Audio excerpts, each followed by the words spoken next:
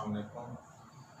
मैं Urdu teacher Mohammad Shahzad Faiz school Kotli की तरफ से।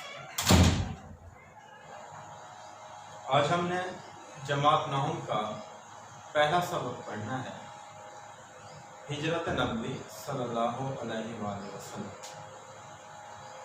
इसके मुसन्निफ हैं मौलाना शिबली नुमानी। पहले हम शिबली नुमानी का तारुफ पढ़ेंगे, क्योंकि तारुफ में से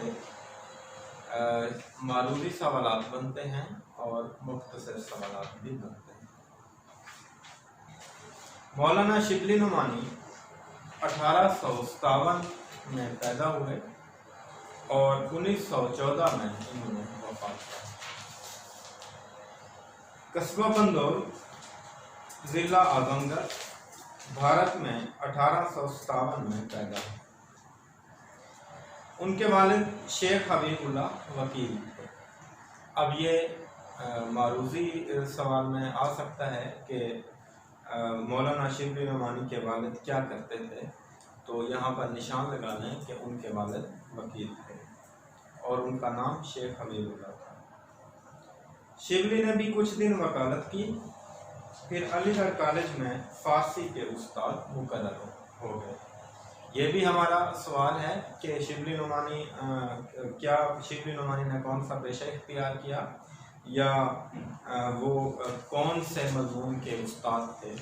तो ये जो भी चीज़ें मैं पढ़ रहा हूँ, इनको आप जो है गौर से देखें, और जहाँ पर ऐसा महसूस होता है कि ये मुख्तसर या मारूजी सवाल बन सकता है, तो उसको हाईलाइट करते जाएँ ताकि आपको याद करने में आसान रहे। वहाँ उन्हें सर सैयद हाली, मोहसिनुल मुल्क और आर्नल्ड की सोबत से मुस्तफ़ीद होने का मौका मिला। सर सैयद यानी सर सैयद अहमद खान, मौलाना अल्ताफ़ खान हाली, मोहसिनुल मुल्क और प्रोफेसर आर्नल्ड जो कि अंग्रेजी प्रोफेसर थे। तो वहाँ से शिबली नुमानी ने जो है उनकी सोबत इख्तियार की और वहाँ से इन्होंने बहुत सा फ़ायदा उठाया। 1892 में आर्नल्ड के साथ शिबली ने मिस्र, शाम, कुस्तुनतुनिया और दूसरे इस्लामी ममालिक का सफ़र किया। कुस्तुनतुनिया यानी इस्तांबुल का पुराना नाम कुस्तुनतुनिया था। सर सैयद की वफ़ात यानी 1898। तो ये सवाल बन सकता है कि सर सैयद की वफ़ात कब हुई। सर सैयद की वफ़ात के बाद अलीगढ़ कॉलेज से इस्तीफ़ा देकर आजमगढ़ चले गए, फिर हैदराबाद दक्कन के दायरातुल मुआरिफ की निज़ामत का ओहदा संभाला। इसी दौरान में उनकी कोशिश से लखनऊ में नुदवतुल उलमा का क़याम अमल में आया, यानी ये इदारा है। आखिर उम्र में आजमगढ़ में उन्होंने एक अजीम इदारा दारुल मुसन्निफ़ीन यानी मुसन्निफ़ीन का घर मुकर्रर किया, कैम किया, जो आज भी काम कर रहा है। तो ये जो है शिबली के कारनामे हैं। उसके बाद जो मैं पढ़ रहा हूँ इसे कहते हैं उसलूब बयां। इसको हाईलाइट करेंगे आप यहाँ से।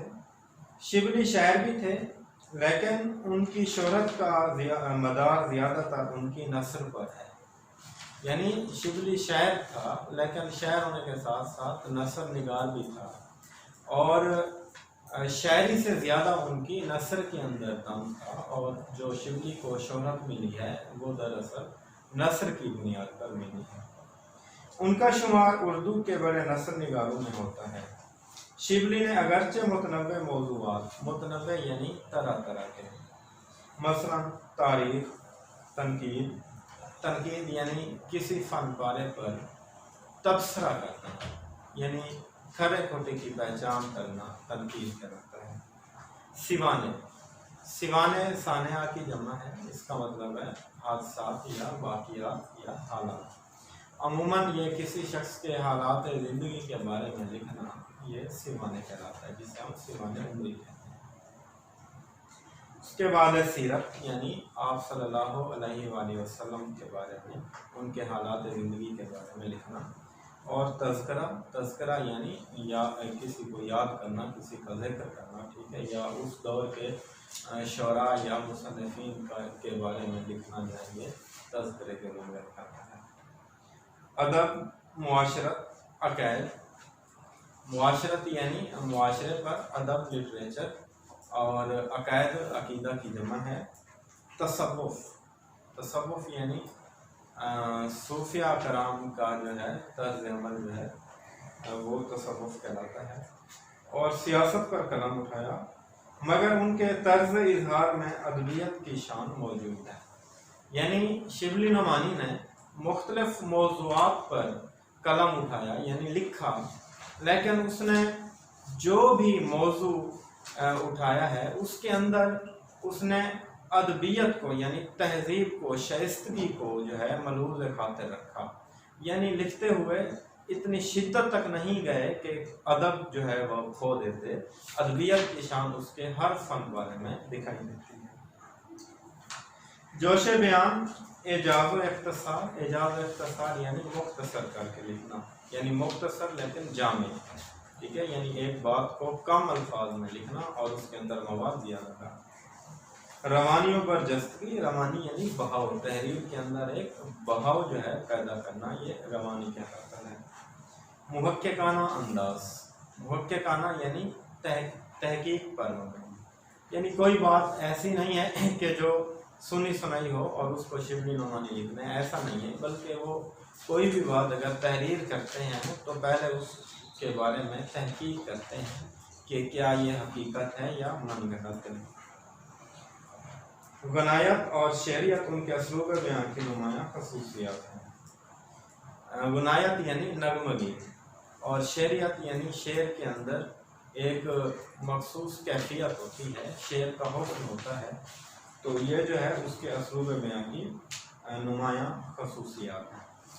शिबली की तमाम अदबी काविशों से कत्ते नज़र, यानी उनकी तमाम अदबी काविशों से हटकर उनका सबसे बड़ा अदबी कारनामा उनका अंदाज़ बयान है, ठीक है, यानी बयान करने का जो एक अंदाज है तो वो उनके तमाम तर कारनामों से हटकर है, यानी वो बहुत बड़ा कारनामा है।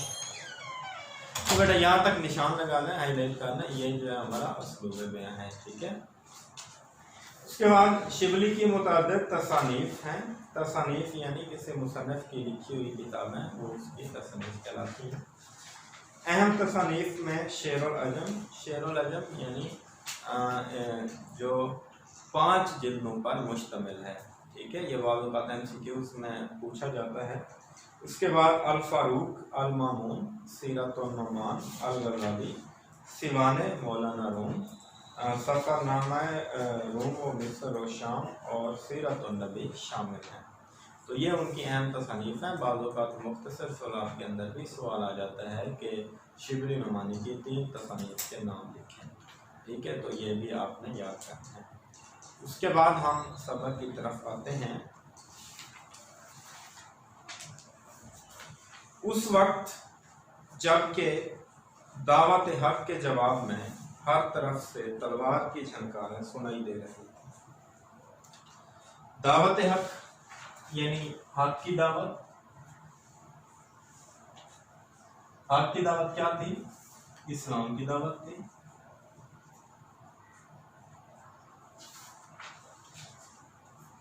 अल्फाज मैंने आप नोट करते जाएंगे क्योंकि तशरीह के अंदर अल्फाज मैंने भी पूछे जाते हैं 2 पैराग्राफ के अंदर, और ये अल्फाज मैंने के 4 नंबर होते हैं। एक पैराग्राफ के अंदर 2 नंबर के अल्फाज मैंने पूछे जाते हैं, ठीक है। तलवार की झनकारें, झनकारें यानी तलवार टकराने की आवाज़ें।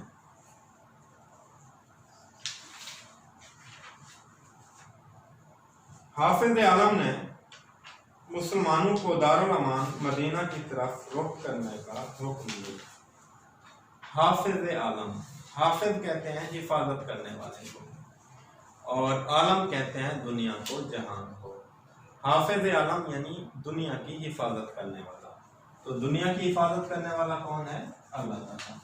तो हाफिज आलम से मुराद हम अल्लाह ताला लिख सकते हैं। हाफिज आलम ने मुसलमानों को दारुल अमान मदीना की तरफ, दारुल अमान यानी अमन की जगह,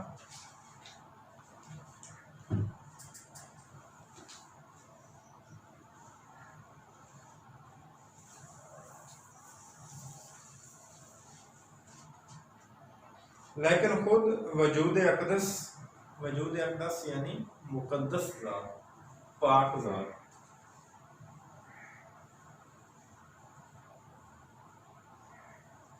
इससे मुराद है हजरत मोहम्मद सल्लल्लाहु अलैहि वसल्लम, ठीक है, यानी मुकद्दस ज़ात।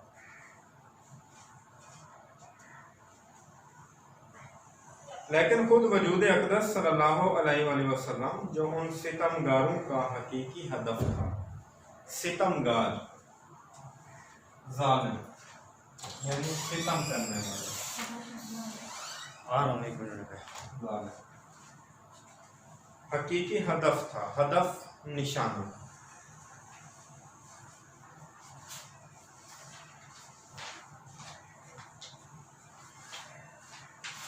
अपने लिए हुक्म खुदा का मुंतज़िर था। हुक्म खुदा यानी अल्लाह का हुक्म।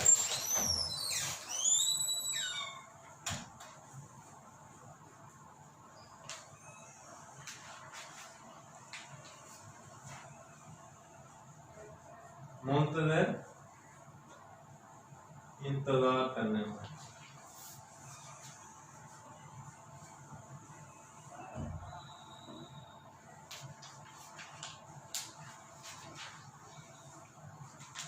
यानी जब आप सल्लल्लाहु अलैहि वसल्लम ने इस्लाम की दावत दी तो उस वक्त जो मक्का के लोग थे वो आप सल्लम के दुश्मन बने और उन्होंने तलवारें निकाली। तो उस वक्त अल्लाह ताला ने मुसलमानों को हुक्म दिया कि वो मदीने चले गए और खुद नबी पाक सल्लल्लाहु अलैहि वसल्लम की ज़ात अभी इस बात की मुंतज़िर थी कि अल्लाह ताला मेरे लिए क्या हुक्म भेजता है। यानी इससे ये ज़ाहिर होता है कि नबी जो भी करता है वो अल्लाह के हुक्म से करता है।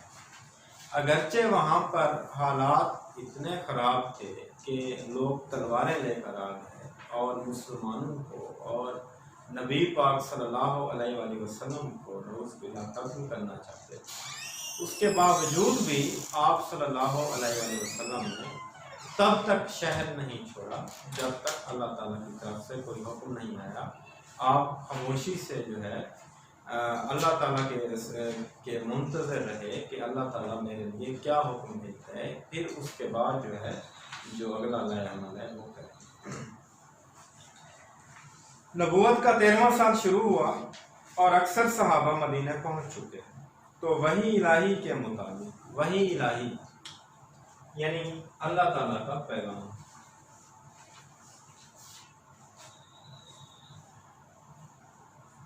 अल्लाह का पैगाम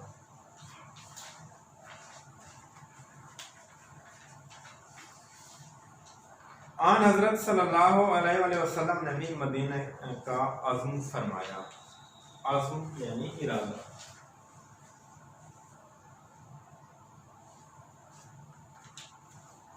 कुरैश ने देखा कि अब मुसलमान मदीने में जाकर ताकत पकड़े जाते हैं और वहाँ इस्लाम फैलता जाता है।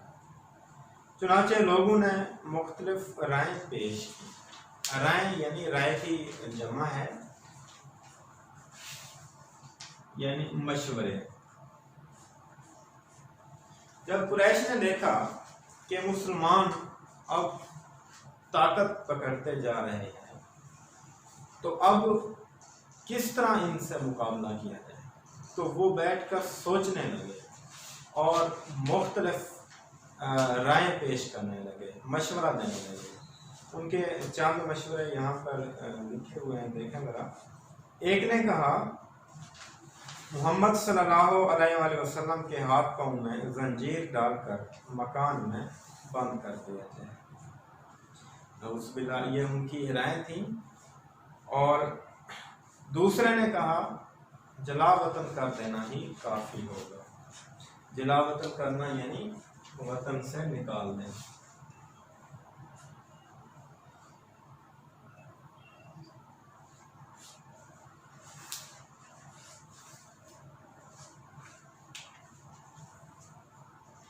अबू जहल ने कहा, हर कबीले से एक शख्स इंतखाब हो यानी मुंतखब हो, चुना जाए और पूरा मजमा एक साथ मिलकर तलवारों से उनका खात्मा करे। मजमा यानी हजूम।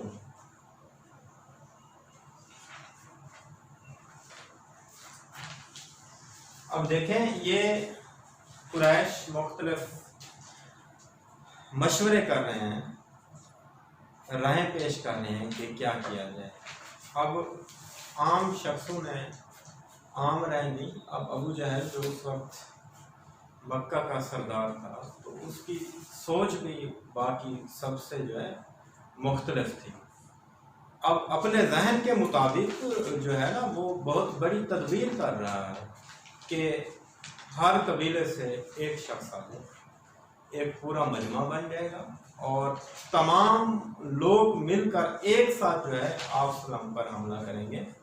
तो इस तरह जो है नऊज़ुबिल्लाह सल्लम का जो कत्ल का जो यानी कि आप सल्लम को नऊज़ुबिल्लाह जो कत्ल कर दिया जाएगा, तो फिर उनका जो है वो कत्ल तमाम कबीलों पर बंट जाएगा, यानी किसी एक कबीले या किसी एक शख्स पर नहीं, बल्कि उनका कत्ल जो है तमाम कबाइल में बंट जाएगा। तो ये उसकी सोच है। ठीक है, इस सूरत में उनका खून यानी कत्ल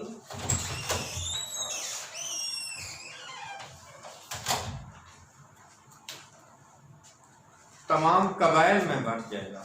कबाइल कबीला की जमा है, बंट जाएगा यानी तकसीम हो जाएगा।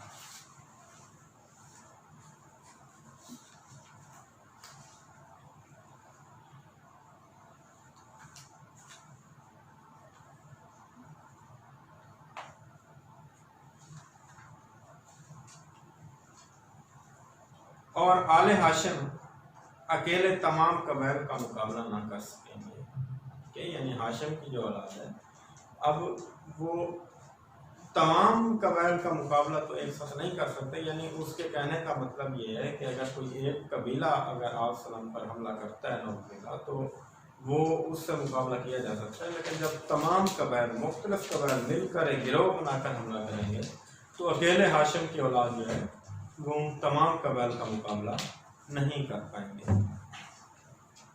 इस आखिर राय पर इत्तेफाक हो गया। आखिर राय यानी आखिरी मशवरा।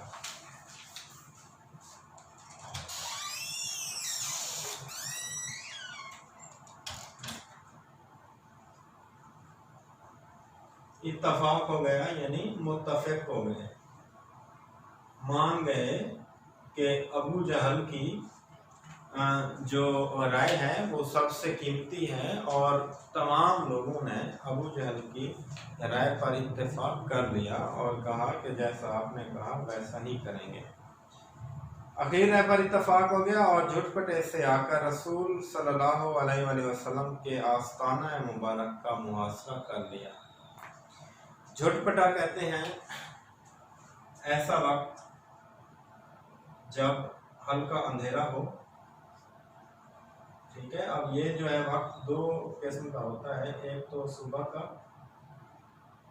वक्त या शाम का वक्त। यानी झटपटे का मतलब ये है कि जिस वक्त सूर्य जमीन के करीब हो या हल्का सा अंधेरा हो। तो अमूमन ये दो वक्त में होता है, या सुबह के वक्त या फिर शाम के वक्त। ठीक है, तो झटपटे से आकर रसूल सल्लल्लाहु अलैहि वसल्लम के आस्ताना मुबारक का मुहासरा कर लिया। आस्ताना मुबारक यानी घर मुबारक।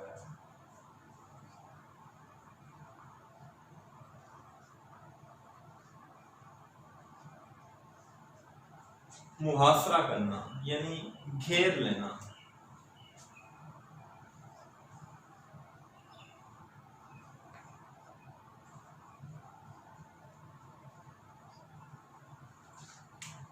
ठीक है, यानी वो आप सल्लम के घर के बाहर जो है जमा हो गए।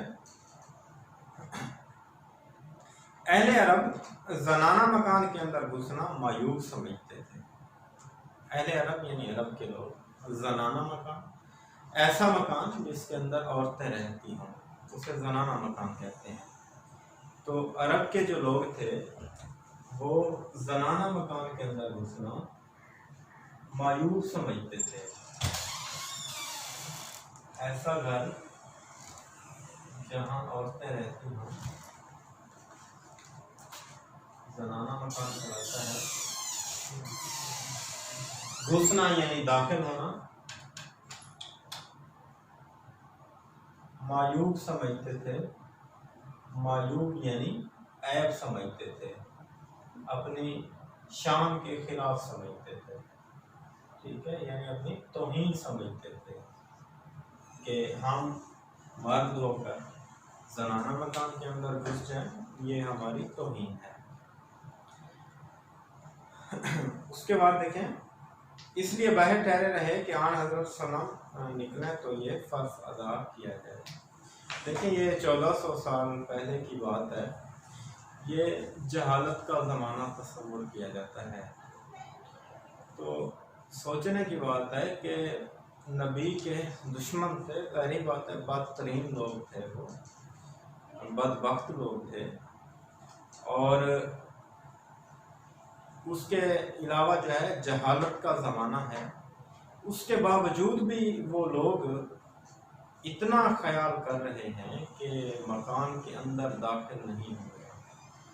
ठीक है, तो वो जहालत का ज़माना था। आज के ज़माने से अगर इसका हम तवाज़ुन करें तो ऐसा लगता है कि जहालत जैसे इससे भी ज़्यादा है, उस दौर से भी ज़्यादा हो चुकी है।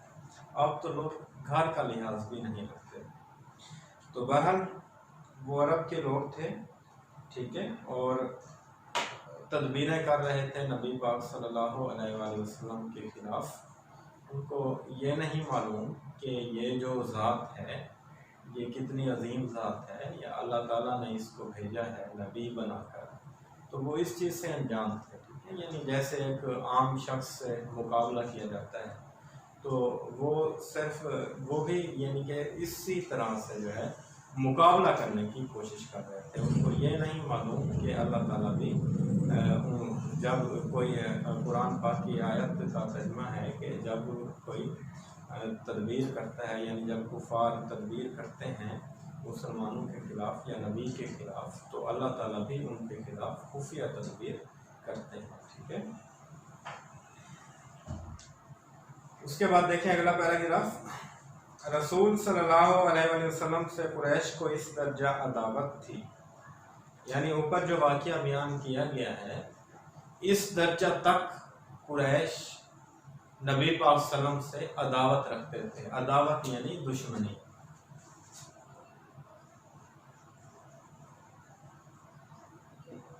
ठीक है, तो इतनी दुश्मनी के बावजूद आप सल्लल्लाहु अलैहि वसल्लम की दियानत पर यह एतमाद था, एतमाद यानी भरोसा, कि जिस शख्स को कुछ माल या असबाब अमानत रखना होता था, असबाब यानी सामान, साजो सामान, कुछ माल या असबाब अमानत रखना होता था, आप सल्लल्लाहु अलैहि वसल्लम ही के पास लाकर रखता था। उस वक्त भी आप सल्लम के पास बहुत सी अमानतें जमा थीं।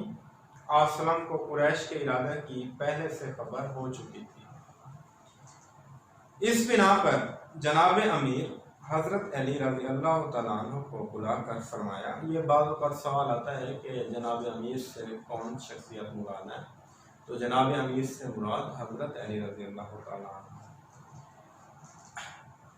आप सल्लम ने हजरत अली रज़ी अल्लाह तआला अन्हु को फरमाया, मुझको हिजरत का हुक्म हो चुका है, मैं आज मदीना रवाना हो जाऊंगा।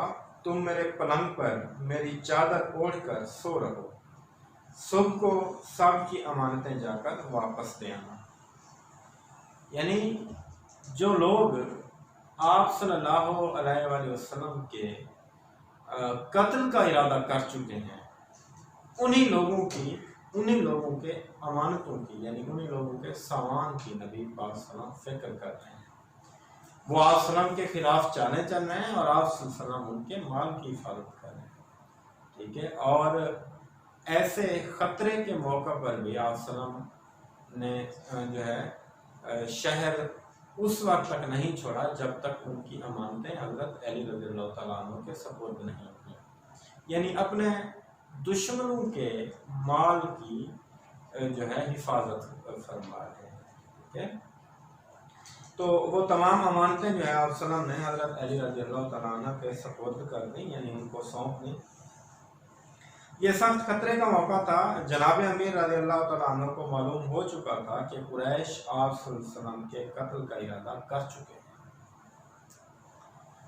और आज रसूल सल्लल्लाहु अलैहि वसल्लम का बिस्तर ख्वाब कत्लगाह की ज़मीन है। बिस्तर ख्वाब यानी सोने का बिस्तर।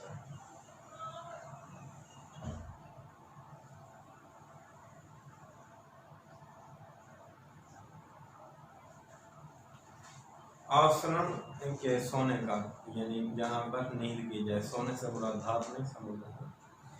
तो यानी आसनम का बिस्तर ख्वाब कातलगाह की जमीन है। कातलगाह यूं समझना मैदान जंग।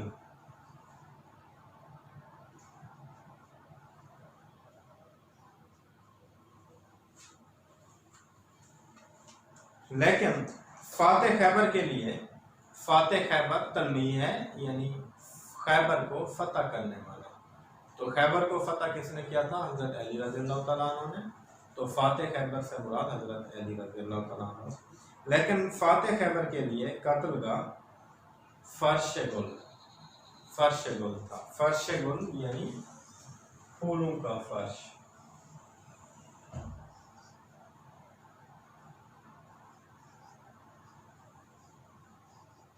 अगरचे हजरत अली रज़ियल्लाहु तआला अन्हु को ये बात मालूम हो चुकी थी कि कुफ़ार आप सल्लल्लाहु अलैहि वसल्लम के कत्ल का इरादा कर चुके हैं, और आज रात जो नबी पाक सल्लम का बिस्तर है वो मैदान जंग से कम नहीं, क्योंकि उन्होंने आप सल्लम पर हमला करना था।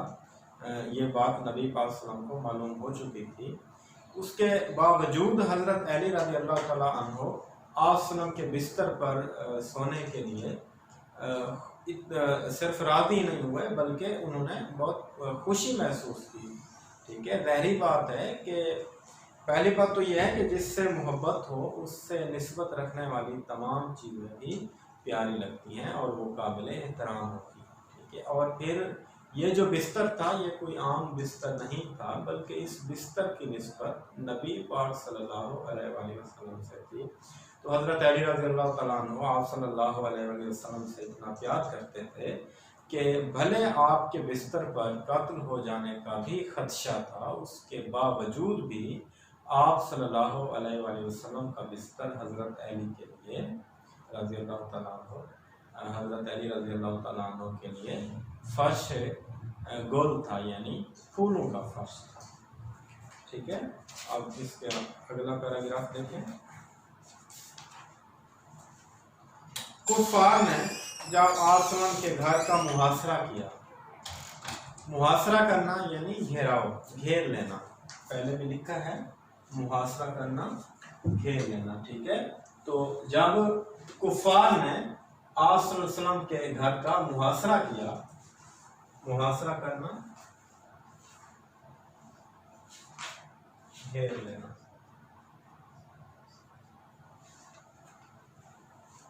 और रात ज्यादा गुजर गई तो कुदरत ने उनको बेखबर कर दिया। कुदरत यानी अल्लाह ताला की ज़ात, बेखबर कर दिया, अनजान कर दिया। आन हजरत सल्लल्लाहु अलैहि वसल्लम उनको सोता छोड़कर बहरे काबे को देखा और फरमाया, मक्का तो मुझको तमाम दुनिया से ज्यादा अजीज है। अजीज है यानी प्यारा है, लेकिन तेरे फर्जंद मुझको रहने नहीं देते। फर्जंद यानी बेटे या मक्का के रहने वाले लोग। देखिए, एक फितरी तकाजा है कि इंसान जहाँ पर पैदा होता है, जिन गलियों में अपना बचपन गुजारता है, जहाँ पर उनके आबाओ अजदाद ने ज़िंदगी गुजारी होती है, उस जगह से, उस गली से, उस मोहल्ले से उनसियत होती है, प्यार होता है।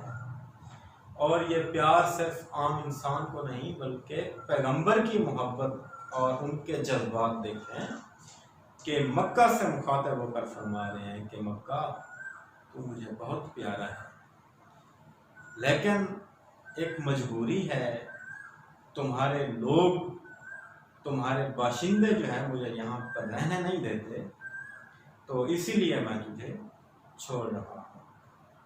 ठीक है बेटा, तो इसके हाफ चैप्टर हमारा मुकम्मल हुआ। अगला हाफ चैप्टर जो है हम अगले लेक्चर में पढ़ेंगे।